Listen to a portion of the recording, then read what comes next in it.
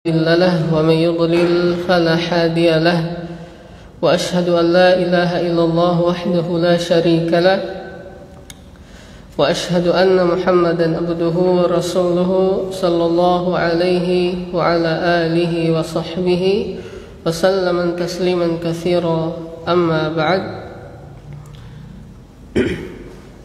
إخواني وأخواتي أعزني الله وإياكم. Saudara-saudariku sekalian yang semoga Allah Subhanahu wa taala memuliakan kita semua. Alhamdulillah, kita banyak memuji Allah Tabaraka wa taala karena nikmat dan taufik dari Allah Tabaraka wa taala sehingga kita pada kesempatan yang berbahagia ini kembali dikumpulkan di salah satu rumah daripada rumah Allah Subhanahu wa taala dalam rangka bertafaqquh fid din, menuntut ilmu, dalam rangka mempelajari kalamullah yang Allah Subhanahu wa taala menyebutkan tidak ada perkataan yang paling baik melainkan perkataan Allah Subhanahu wa taala. Maka orang atau hamba yang Allah Subhanahu wa taala berikan kesempatan, Allah Subhanahu wa taala berikan dia keistiqomahan di dalam mempelajari Al-Qur'an, ini merupakan nikmat yang besar yang Allah Subhanahu wa taala berikan kepada hamba tersebut. Dan di antara balasan yang sangat berharga yang diberikan oleh Allah Subhanahu wa taala bagi hambanya yang senantiasa berusaha untuk membaguskan bacaan Al-Qur'annya, di antaranya adalah Allah Subhanahu wa taala mensifati orang-orang tersebut sebagai orang-orang yang beriman kepada Allah Subhanahu wa taala, sebagaimana Allah Subhanahu wa taala berfirman, alladzina atainahumul kitaba yatlunahu haqqa tilawati ulaika yu'minuna bih. Kata Allah Subhanahu wa taala, yaitu orang-orang yang telah kami berikan kepada mereka, yaitu Alkitab, kemudian mereka membacanya haqqa tilawati, kata Allah, membacanya sebagaimana mestinya, maka kata Allah apa? Ulaika yu'minuna bih. Orang-orang itu atau mereka itu adalah orang-orang yang beriman kepadanya, orang-orang yang beriman kepadanya. Ayat ini disebutkan oleh Al-Imam Ibnu Katsir di dalam tafsirnya. Beliau menyebutkan bahwa sahabat yang mulia Ibnu Mas'ud radhiyallahu taala anhu, beliau mengatakan tentang ayat ini, makna dari haqqa tilawati, kata beliau, yaitu di antaranya makna dari haqqa tilawati ini, dia membacanya sebagaimana mestinya, dan kita ketahui bahwasannya tidaklah Allah Subhanahu wa taala menurunkan Al-Qur'an melainkan dengan kaidah-kaidah yang telah Allah Subhanahu wa taala sendiri tentukan. Sebagaimana yang dikatakan oleh Imam Ibnu Jazari rahimahullahu taala, kata beliau, li'annahu bihil ilahu anzala wa hakadha minhu ilaina wasala. Nanti kita akan lewati setelah bab sifat ini. Sebelumnya kata beliau, wal akhdhu bit tajwid hatmun lazimu man lam yujawwidil qur'ana athimu li'annahu bihil ilahu anzala wa hakadha minhu ilaina wasala. Kata beliau rahimahullahu ta'ala, dan mengamalkan tajwid di dalam membaca Al-Quran, kata beliau, hatmun lazim, merupakan sebuah kewajiban yang telah dilazimkan. Naam. Sehingga kata beliau apa? Man lam yusahhihil Qur'ana athim. Maka barang siapa yang tidak membaca Al-Quran, atau barang siapa yang membaca Al-Quran tidak dengan tajwidnya, dengan sengaja tidak mengamalkan tajwidnya, maka kata beliau athimu, maka dia berdosa. Setelah itu kata beliau, li'annahu bihil ilahu anzala, karena sesungguhnya dengan tajwidlah, kata beliau, Al-Quran itu diturunkan oleh Allah subhanahu wa ta'ala. Li'annahu bihil ilahu anzala wa hakadha minhu ilaina wasala. Dan dengan tajwid pula Allah subhanahu wa ta'ala atau Al-Quran ini sampai kepada kita. Dengan tajwid pula Al-Quran ini sampai kepada kita. Nah, jadi merupakan hal yang penting untuk diketahui oleh seorang muslim, apalagi kalau dia sudah lama mengajinya. Nah, maka semestinya semakin lama dia ngaji, maka semakin bagus pula apa? Semakin bagus pula bacaannya. Bukan malah semakin lama dia mengaji, semakin lari dia dari pelajaran apa? Pelajaran tajwid. Dan ini kenyataan. Ini kenyataan. Orang yang ngajinya sudah lama itu biasanya kalau disuruh belajar tajwid itu kurang bersemangat.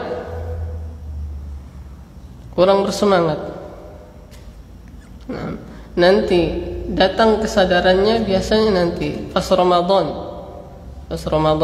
sudah musim-musim membaca Al-Quran baru datang kesadarannya. Itu pun biasanya terkadang tidak bertahan lama. Nah, orang kalau dia sendiri bisa menikmati bacaannya, maka dia akan terhanyut dengan bacaan tersebut. Maksudnya dia rasa-rasanya tidak mau berhenti. Bagaimana kalau baca Al-Quran masih terbata-bata? Biasanya itu kalau susah itu biasanya bosan orang. Nah, mau baca Al-Quran saja rasanya seperti baca apa? Kenapa? Lantaran masih apa? Terbata-bata. Nah, berbeda dengan orang yang dia baca Al-Qurannya lancar, kemudian dia mengetahui walaupun sedikit tentang penerapan kaidah ilmu tajwid. Ini biasanya cenderung lebih bertahan lama dibandingkan dengan orang yang pertama tadi. Nah, jadi lancar dan tidak lancarnya bacaan Al-Quran itu biasanya berpengaruh. Nah, walaupun terkadang ada yang walaupun tidak lancar dia semangat. Nah, dan membaca Al-Quran ini walaupun dalam keadaan terbata-bata itu tetap diberikan kebaikan oleh Allah Subhanahu wa taala. Nah, jadi itu diantara keistimewaan membaca Al-Quran, walaupun terbata-bata kita tetap diberikan keutamaan oleh Allah Subhanahu wa taala. Terlebih-lebih orang yang belajar dan orang yang mahir. Sebagaimana hadis diriwayatkan oleh Ummul Mukminin Aisyah radhiyallahu taala anha, disebutkan di dalam hadis bahwa al-mahiru bil Quran ma'a safaratil kiramil bararah. Orang yang lancar atau mahir di dalam membaca Al-Quran maka di hari akhirat nanti, kata Nabi Shallallahu Alaihi Wasallam, dia bersama para malaikat yang apa? Yang mulia. Adapun orang yang terbata-bata, kata Nabi Shallallahu Alaihi Wasallam, maka falahu ajran, baginya 2 kebaikan. Jadi mempelajari Al-Quran dan membaca Al-Quran itu tidak ada apa? Tidak ada ruginya. Hatta kita terbata-bata masih apa? Masih diberikan ganjaran oleh Allah Subhanahu wa taala. Tapi hendaknya kita yang sudah lama ngaji atau baru ngaji itu, hal yang di antara hal terpenting yang harus kita perbaiki terlebih dahulu setelah kita mempelajari akidah, setelah kita mempelajari manhaj yang benar, kita pelajari bagaimana tata cara membaca Al-Quran dengan benar. Karena Allah Subhanahu wa ta'ala itu mengabarkan tentang kemahaesaannya, kemahamuliaannya, dan juga sifat-sifat yang mulia lainnya. Itu Allah Subhanahu wa ta'ala mengabarkannya di dalam apa? Di dalam Al-Quran. Jadi bagaimana kita mau mengenal Allah kalau kita tidak tahu baca Al-Quran? Bagaimana kita mau mengamalkan Al-Quran, mau mengamalkan apa yang terkandung di dalam Al-Quran, tapi kita sendiri tidak tahu apa? Tidak tahu baca. Maka jangan sampai seperti kata orang-orang, pengakuan kita itu hanya apa? Pengakuan semata saja. Kita menisbatkan kepada Al-Quran dan Sunnah, tapi Al-Quran sendiri kita tidak pernah baca. Maka ini seharusnya tidak terjadi, dan mudah-mudahan tidak ada di antara kita yang seperti itu.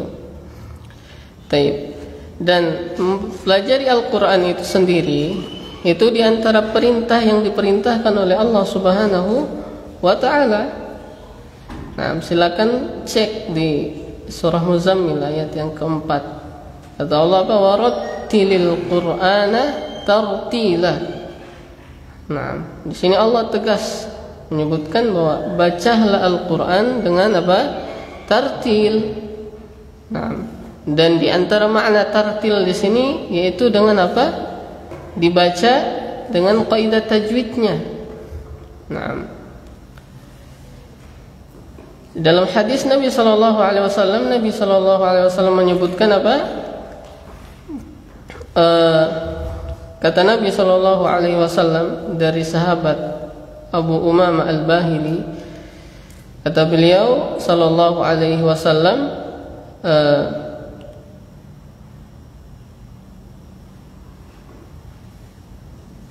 bagaimana itu hadisnya?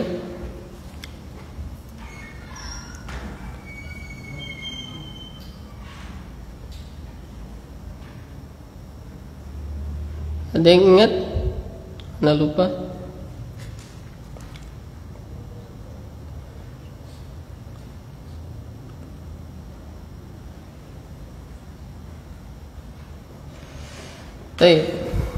Anda lupa bagaimana teks hadisnya itu.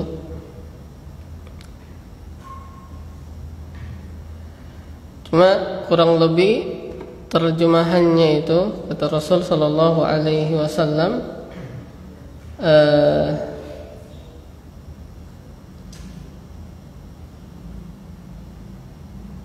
bagaimana ya? Anda lupa. Mudah-mudahan di pertengahan dars Anda ingat.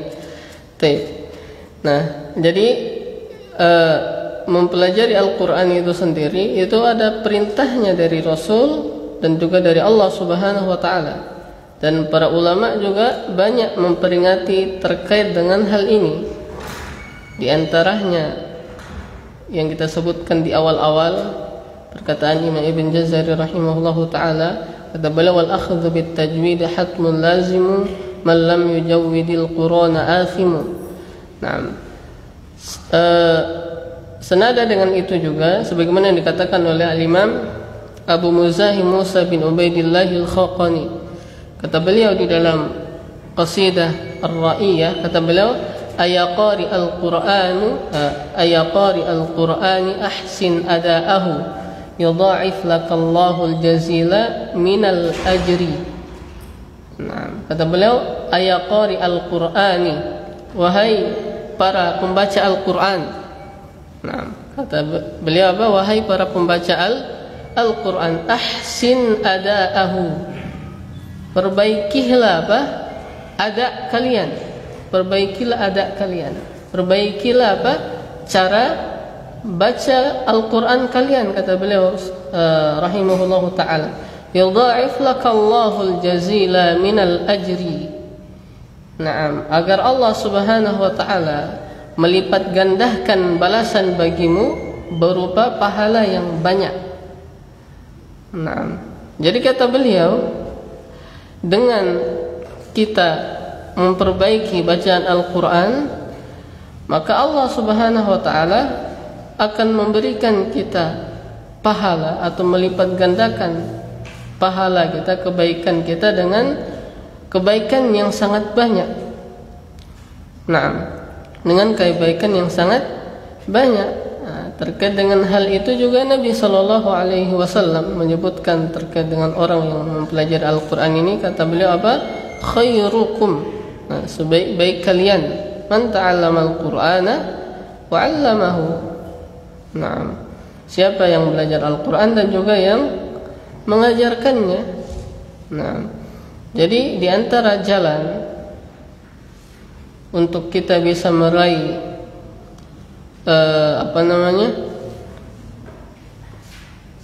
keterbaikan di sisi Allah Subhanahu wa taala, yaitu di antara jalannya ini mempelajari apa?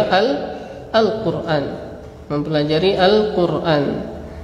Nah, para ulama menyebutkan semakin dekat sebuah ilmu itu dengan Allah, maka semakin mulia pula kedudukan ilmu tersebut. Nah, semakin dekat ilmu itu dengan Allah, maka semakin mulia pula kedudukan ilmu tersebut. Nah, konteksnya kita berbicara tentang Al-Quran. Al-Quran itu apa? Kalamullah. Al-Quran itu apa? Kalamullah, disandarkan langsung kepada Allah. Jadi yang kita pelajari ini adalah pelajaran yang disandarkan langsung kepada apa? Allah Subhanahu wa ta'ala. Maka jangan heran kalau orang yang mempelajari Al-Quran itu, kata Rasul apa? Orang yang paling terbaik, orang yang paling terbaik. Nah, wallahu ta'ala a'lam. Naam. Ikhwani wa akhwati rahimani wa rahimakumullah. Kita lanjutkan insyaallah pembahasan dari manzumah al-muqaddimah fima yajibu ala qari'il Qur'ani ay ya'lama, yaitu sebuah pendahuluan yang wajib untuk diketahui oleh para pembaca Al-Quran sebelum mereka membaca Al-Quran. Nah, jadi judul aslinya nazam ini Manzumatul Muqaddimah Fima Yajibu Ala Qari'il Qur'ani Ay Ya'lama, sebuah pendahuluan yang berisi tentang hal-hal yang harus diperhatikan oleh pembaca Al-Quran sebelum mereka membaca Al-Quran. Nah, dan kita pembahasannya sudah masuk di bab sifat-sifat huruf, sifat-sifat huruf. Nah, telah disebutkan pada pertemuan yang lalu, di antara faidah dari kita mempelajari sifat huruf ini bisa dibedakan antara huruf satu dengan huruf yang lainnya. Nah, dan telah kita bahas beberapa sifat terkhusus yang berlawanan sifat-sifat yang berlawanan. Di antaranya di sini telah kita sebutkan tentang syiddah, hamas, begitu juga dengan jahr dan juga rakhawa.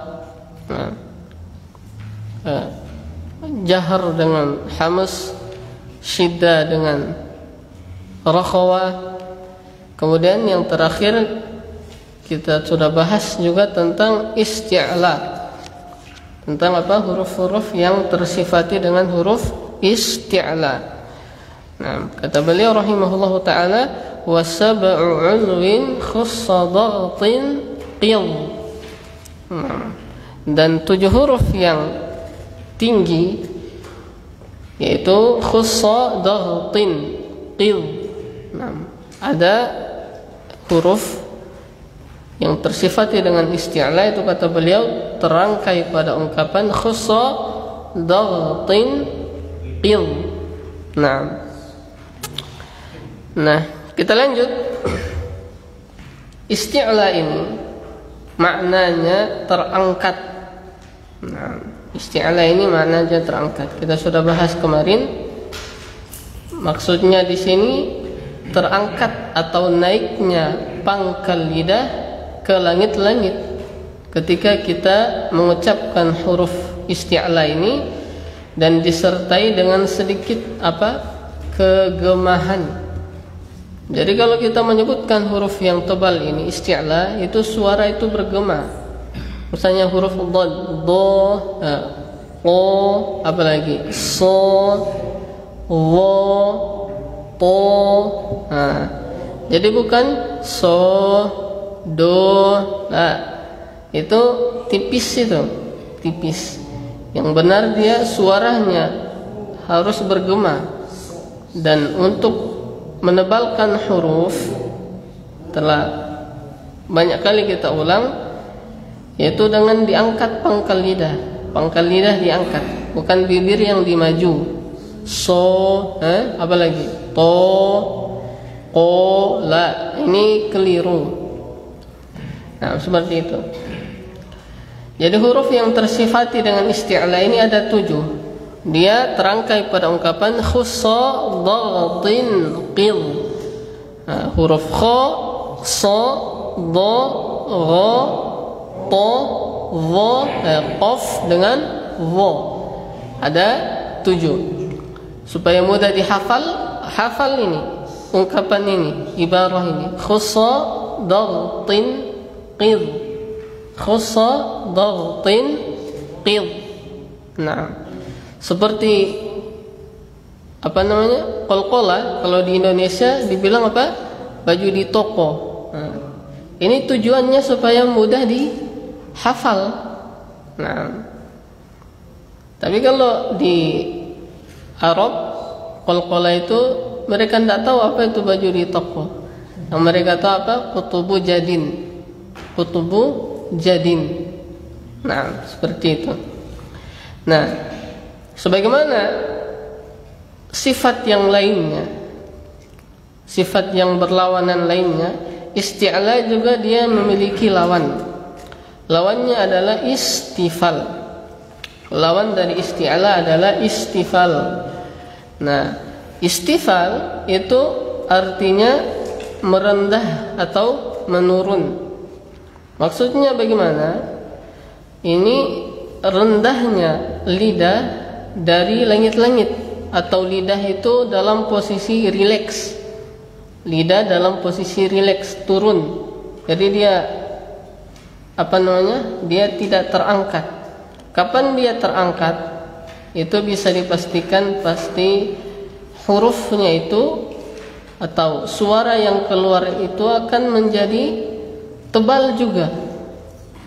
Nah, makanya supaya dia tidak jadi tebal, lidahnya kasih turun, rileks, lidahnya jadi rileks. Nah, jadi begitu. Kalau antum naikkan walaupun sedikit, itu biasanya ada perubahan di dalam suara, maka diperhatikan di sini. Nah, ringkasnya seperti itu. Isti'la itu suara tipis. Nah, istifal itu suara tipis atau lidah rileks. Nah, huruf-hurufnya apa saja selain dari isti'la? Huruf istifal selain dari huruf isti'la.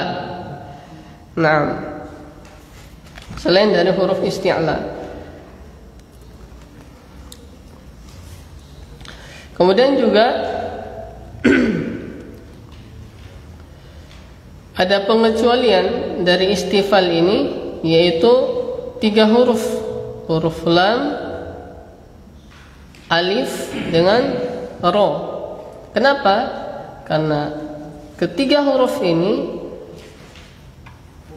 asalnya memang dia istifal, asalnya dia tipis, tapi pada keadaan tertentu dia boleh dibaca apa?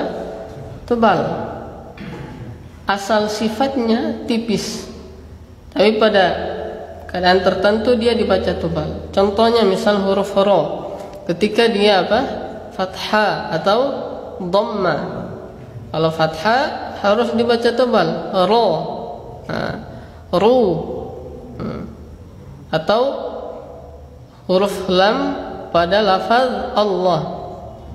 Nah, huruf lam pada lafaz Allah yang sebelumnya, sebelum huruf lam itu ada huruf yang berharokat fathah atau apa?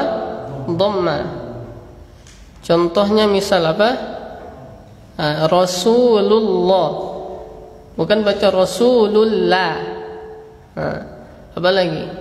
Yang fathah. Yang fathah apa? Innallah, bukan innallah. Kecuali kasro. Kalau kasro itu tipis. Contoh apa? Bismillah. Cuma kadang ada orang yang bacanya terbalik. Ada orang yang bacanya terbalik. Kalau dia fathah, dia kasih tipis. Tapi ketika dia kasro, dia tebalkan. Ada yang baca Bismillahirrahmanirrahim, ada yang baca begitu. Atau lillahi ma fis sama, atau apa lagi? Billahi. Ada yang baca seperti itu. Tapi justru ketika fathah dibaca tipis. Jadi ini kaidah yang harus diperhatikan. Lafaz Allah kalau sebelum huruf lam itu ada huruf yang terharokati fathah atau dhamma, maka dibaca dengan tebal. Jadi itu 2 keadaan pada 2 huruf. Kita ulangi, kalau huruf ro dibaca tebal ketika fathah dengan dhamma, ro, ru. Adapun kasro tipis, ri, ro, ru, ri. Atau ro, ri, ru. Bukan ro, ri, ru. Ini tipis. Tipis. Belum termasuk kategori tebal kalau bacanya ro, la. Benar ro. Apalagi ra. Bismillahirrahmanirrahim. Ada yang masih ada yang membaca seperti itu.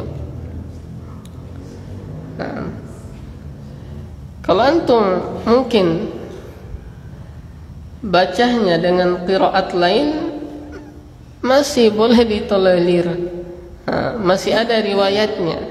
Huruf ro-nya itu dibaca apa? Selain boleh dibaca imala, dia juga boleh condong ke apa? Ra begitu. Itu di riwayat lain, tapi kita ini baru belajar satu saja, baru riwayatnya hafaz. Kemudian yang berikutnya juga alif. Berikutnya apa? Alif. Alif ini dia ikut harokat, ikut huruf sebelumnya. Kalau huruf sebelumnya tebal, maka alifnya juga jadi tebal. Kalau huruf sebelumnya tipis, maka juga tipis. Contohnya, misal dibaca tipis pada huruf jim, misal idza jaa, huruf Ja-nya kan itu sudah tersebutkan. Nah, yang panjangnya itu yang alif. Idza ja. Nah, itu alifnya. Nah, jadi baca tipis alifnya, bukan kita baca idza ja. Nah, atau pada huruf yang isti'la. Misalnya huruf apa? Dhad. Waladdo. Nah, yang suara madnya itu yang alif. Suara madnya itu, suara panjangnya itu yang alif. Jadi waladdo, bukan waladdo. Nah, beda idza ja dengan waladdo. Nah, kalau yang pertama dibaca tipis alifnya, idza jaa nasrullahi wal fath, bukan baca idza jaa nasrullah. Nah, kalau sebegitu berarti alifnya sudah jadi tebal. Nah, kalau di huruf dhad bukan dibaca waladdallin. Nah, kalau baca seperti itu berarti alifnya sudah berubah. Nah, jadi alif itu dia selamanya ikut sifat dari huruf sebelumnya. Kalau sebelumnya tipis maka dia juga tipis. Kalau sebelumnya sebelumnya tebal maka dia juga jadi apa? Tebal. Seperti itu. Jadi ini sifat istifal. Sifat apa? Istifal. Nah, berikutnya. Nah, kita pindah ke bait yang ke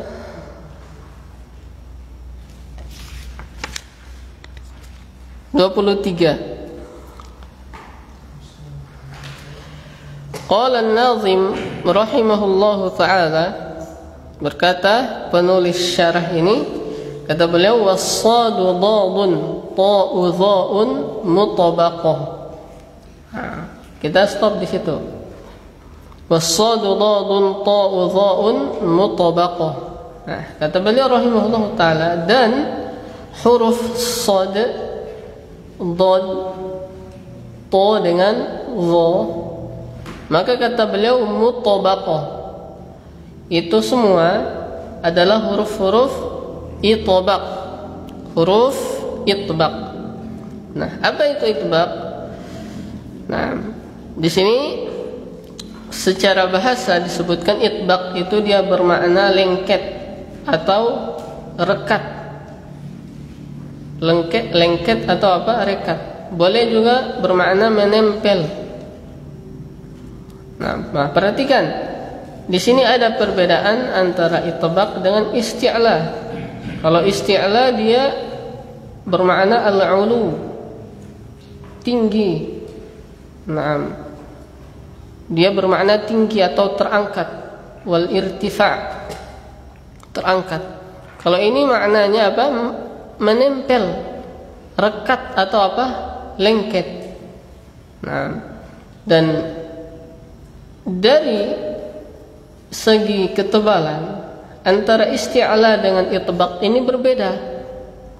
Nah, kalau isti'la dia hanya sekedar terangkat saja, berarti ketebalannya apa? Tidak setebal ketika apa? Itbaq. Cuma yang harus kita perhatikan di sini, seluruh huruf isti'la, seluruh huruf itbaq itu sudah pasti apa? Isti'la. Tapi tidak sebaliknya. Tidak semua isti'la itbaq. Nah, kalau huruf yang tersifati dengan itbaq, sebagaimana perkataan beliau, ini cuma sad, dad, dha dengan to. Nah, cuma 3 huruf ini. Nah, cuma yang tadi yang harus kita perhatikan, Kaidahnya kata para ulama apa? Kullu musta'la al-mufakhkhama. Seluruh huruf isti'la itu dia mufakhkham. Termasuk padanya huruf isti'la adalah huruf yang tersifati dengan itbaq. Nah, itbaq ini para ulama menyebutkan ya ini rekatnya langit-langit atau rekatnya pangkal lidah ke apa? Ke langit-langit. Nah, sehingga suara yang keluar ini dia terkumpul. Nah, suara yang keluar dia terkumpul. Nah, dan sifat itbaq ini dari sisi ketebalan ini lebih sempurna daripada isti'la. Nah,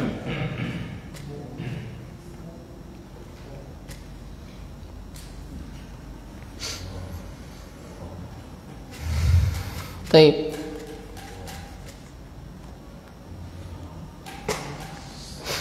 Kemudian disebutkan di sini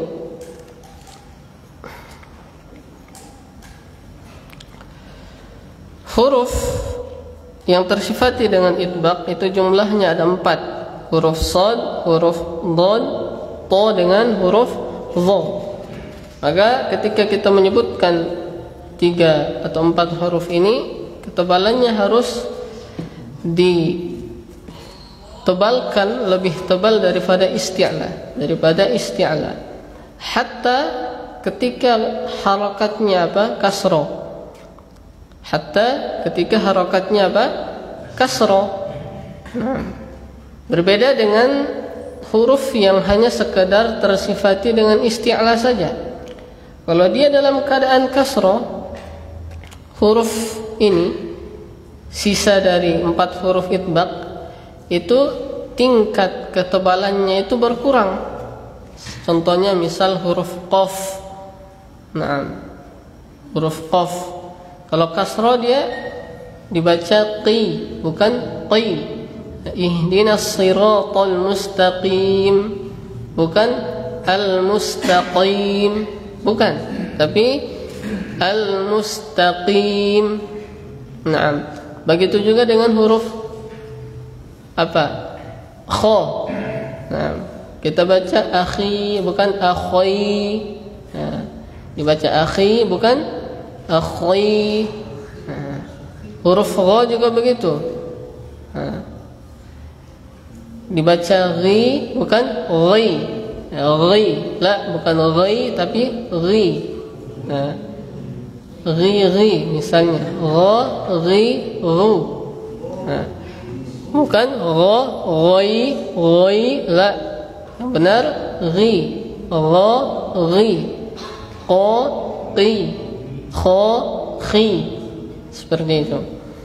Tapi kalau itbaq itu tetap harus ditebalkan. Nah, contohnya misal huruf to, to, ti, bukan to, ti. Nah, ada yang bukan begitu. To, ti, bukan apa? To, ti. Nah, atau do, di, bukan do, di. Nah, atau so, si, bukan so, si. Atau huruf dha, dhi, bukan dha, dhi. Jadi antara itbaq dan isti'la itu tingkat ketebalannya itu berbeda. Tingkat ketebalan berbeda. Analoginya kalau isti'la itu adiknya, kalau itbaq apa? Abangnya, begitu. Seperti itu, wallahu ta'ala a'lam. Kita azan dulu insyaallah, setelah itu kita lanjutkan. Wassallallahu ala nabiyina Muhammad wa ala alihi washabihi wasallam.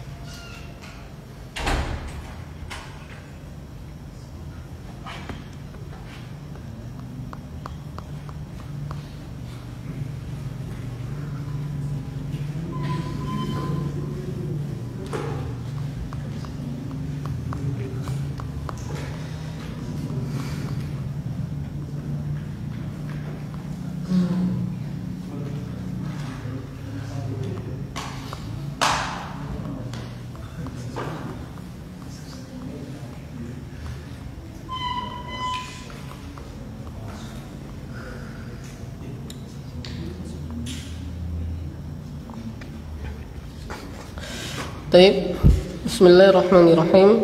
Alhamdulillahirabbil alamin wassalatu wassalamu ala asyrafil anbiya'i wal mursalin wa ala alihi wa sahbihi wa sallama tasliman katsira, amma ba'd. Baik, kita lanjutkan lagi. Nah, adapun itbaq itu lawannya adalah apa? Sifat infitah. Itbaq lawannya adalah infitah. Nah, infitah sendiri dia secara bahasa dia bermakna terpisah atau terbuka. Nah, terpisah atau terbuka. Nah, para ulama menyebutkan infitah ini yaitu terbukanya antara atau terbukanya ruangan antara lidah dan langit-langit sehingga suaranya tidak terkumpul. Nah, berbeda dengan itbaq tadi. Kalau itbaq dia tertutup ruangan antara lidah dan langit-langit. Ini karena disebabkan lidahnya naik ke atas, lengket di langit-langit, sehingga apa? Ruang itu tertutup. Nah, sebaliknya kalau infitah ruangnya terbuka, tidak tertutup antara lidah dengan langit. Nah, adapun hurufnya infitah ini yaitu selain dari huruf apa? Itbaq. Selain dari huruf itbaq.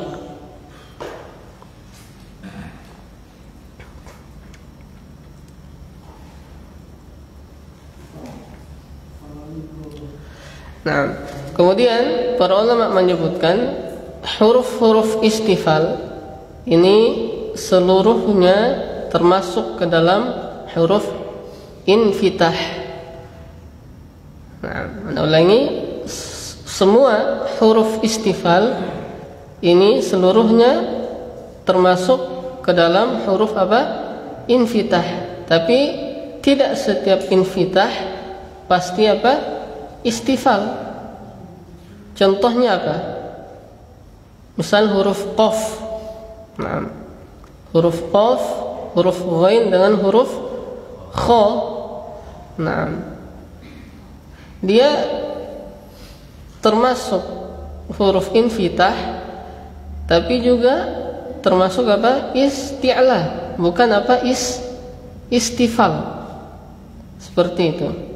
Nah, ini kenapa para ulama menyebutkan dia termasuk infitah?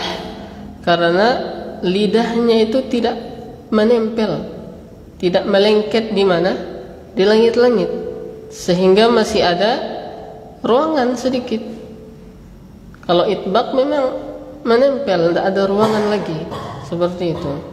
Makanya tadi disebutkan huruf istifal itu seluruhnya infitah, tapi tidak semua infitah istifal. Masih ada yang isti'la, seperti itu. Jadi yang kita hafalkan dari huruf infitah ini selain dari apa? Huruf yang itbaq. Mudahnya seperti itu. Walaupun sebagian para ulama juga menyusun sebuah ungkapan untuk memudahkan dihafal ini.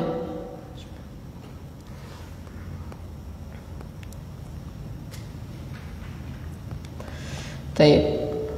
Berikutnya kita lanjut di perkataan beliau yang setengahnya. Kata beliau rahimahullahu taala, wa farra min lubbil huruful mudlaqah. Nah, kita ini masuk di sifat yang berlawanan terakhir, yaitu sifat apa? Idlaq. Sifat idlaq. Kata beliau rahimahullahu taala, wa farra min lubbil huruful mudlaqah. Adapun ungkapan atau dan farra min lubbin, kata beliau rahimahullahu taala, ini adalah huruf-huruf yang tersifati dengan sifat idlaq. Lawan dari idlaq adalah ismat. Nah, terkait dengan idlaq dan ismat ini juga para ulama menyebutkan, diantaranya Al-Imam Asy-Syatibi rahimahullahu ta'ala, begitu juga dengan Al-Imam Ibn Jazari rahimahullahu ta'ala. Mereka menyebutkan apa? Terkait dengan sifat idlaq dan juga lawannya ismat ini, itu tidak ada kaitannya dengan kefasihan huruf. Akan tetapi dia lebih condong kepada pembahasan tentang apa? Bahasa Arab. Nah, cuma karena di sini dibawakan oleh atau disebutkan juga oleh Imam Al-Jazari rahimahullah taala, maka kita akan bahas insyaallah. Nah, idlaq ini dia secara bahasa bermakna ujung sesuatu. Secara bahasa dia bermakna ujung sesuatu. Dia berasal dari kata adzalq. Naam, adzalq, yang bisa disebut juga lancip lidah. Lancip lidah. Nah, kemudian secara istilah, kata beliau hafizahullah taala, idlaq ini adalah cepatnya pengucapan huruf ketika keluar dari ujung lidah. Nah, adapun huruf-hurufnya jumlahnya ada 6 yang terkumpul pada ungkapan apa? Farra min lubbi. Farra min lubbi. Baik.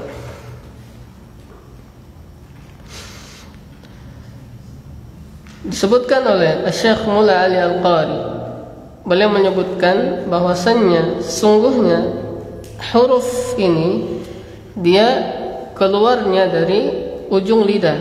Nah, kita lihat yang pertama huruf fa, kemudian ra, mim, lam, nun dengan ba.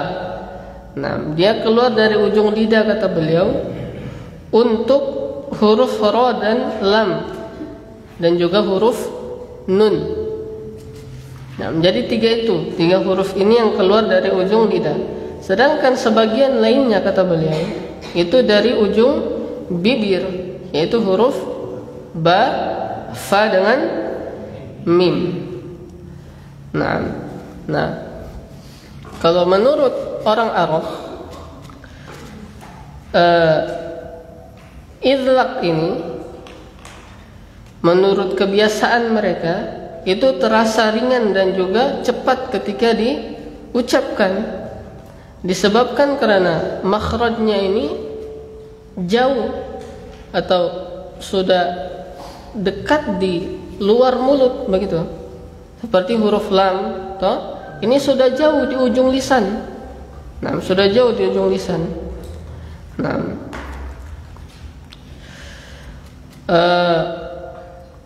dari sini juga kata para ulama, kalau ada kosakata ini yang dia terdiri dari 4 atau 5 bangunan huruf, salah satu tidak ada huruf idlaq, itu sudah dipastikan itu bukan bahasa Arab asli atau bahasa ajam, orang-orang ajam. Nah, jadi kata mereka syarat huruf di sebuah kata itu kalau dia terdiri dari 4 atau 5 bangunan huruf, itu harus ada salah satu huruf idlaq. Nah, kalau tidak ada itu sudah dipastikan kata mereka itu bukan bahasa Arab tok, itu serapan. Nah, contohnya seperti kata, antum perhatikan di sini di poin nomor 2. Seperti kata asjadun. Nah, asjadun ini bukan bahasa Arab tapi non Arab. Begitu juga dengan kata az-zahabu. Nah, kata az-zahabu dengan qistasin. Ini serapan semua. Nah, jadi syaratnya harus ada apa? Idlaq. Kalau tidak ada idlaq itu sudah pasti apa? Bahasa ajam, bahasa orang-orang non Arab, seperti itu. Nah,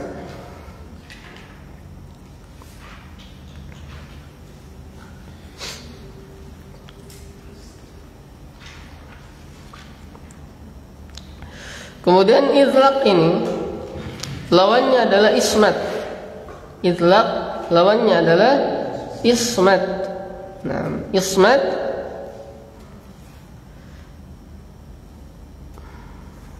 secara bahasa di sini disebutkan dia bermakna tercegah atau terhalang. Secara bahasa dia bermakna tercegah atau terhalang, atau al-man'u atau al-man'u. Al-man'u itu terhalangi. Terhalangi, menahan atau terlarang atau melarang. Nah, disebutkan oleh Al-Akhfashi, beliau menyebutkan li'anna min somata mana'a nafsahu minal kalami.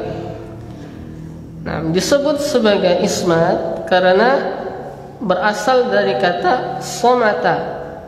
Berasal dari kata apa? Somata, yang artinya menahan diri sendiri dari berbicara. Nah, menahan diri sendiri dari berbicara. Nah, kemudian huruf-huruf ismat ini selain dari huruf idlaq. Huruf idlaq hurufnya sudah ada tadi. Farra min lubbin. Berarti selain dari farra min lubbin berarti ismat. Nah, jadi kalau huruf kata dalam bahasa Arab itu harus ada tadi? Harus ada farra min lubbin.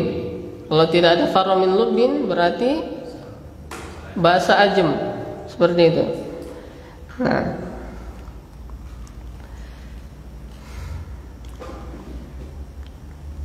kemudian kata mereka yang tidak termasuk dari ismat atau idlaq adalah huruf alif. Nah, kenapa? Karena huruf alif ini dia asalnya dari udara saja, dari udara. dari aliran udara.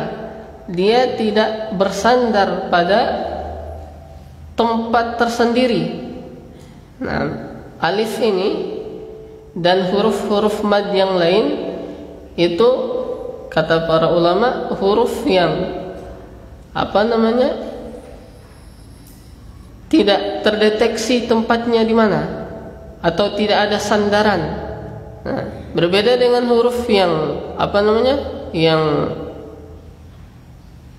al-halq, sandarannya jelas. Sandarannya di mana?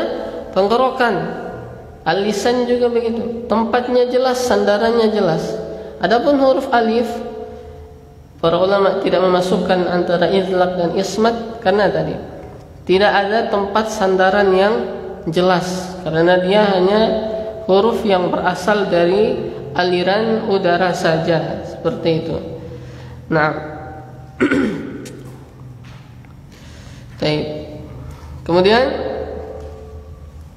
perhatikan di sini ada catatan kaki dari penulis. Yang pertama, sifat idlaq dan ismat ini tidak berpengaruh terhadap bunyi sebagaimana yang kita sebutkan di awal tadi. Karena kedua sifat ini berhubungan dengan ilmu bahasa Arab saja. Nah, kemudian ini juga suatu kata dalam bahasa Arab yang padanannya atau bangunannya tersusun dari 4 atau 5 huruf akan sulit terucap jika di dalam kata tersebut tidak terdapat huruf idlaq. Contohnya tadi saya sebutkan asjadun yang artinya emas. Nah, biasanya kata seperti ini termasuk kata dari bahasa Ajam. Nah, kalau walaupun ada di dalam bahasa Arab itu pasti serapan, bukan bahasa asli mereka.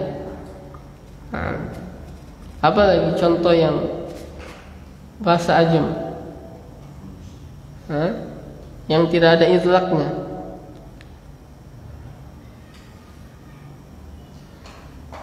Apa? Nah, nanti dicari. Kalau sedang belajar bahasa Arab itu pastinya ada saja ketemu. Nah, jadi seperti itu. Nah, baik, selesai pembahasan huruf atau sifat-sifat yang berlawanan. Sifat-sifat yang berlawanan.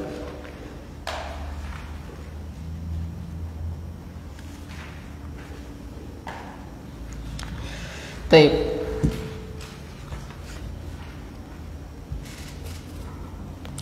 Kita cukupkan insyaallah sampai di bait yang ke-23.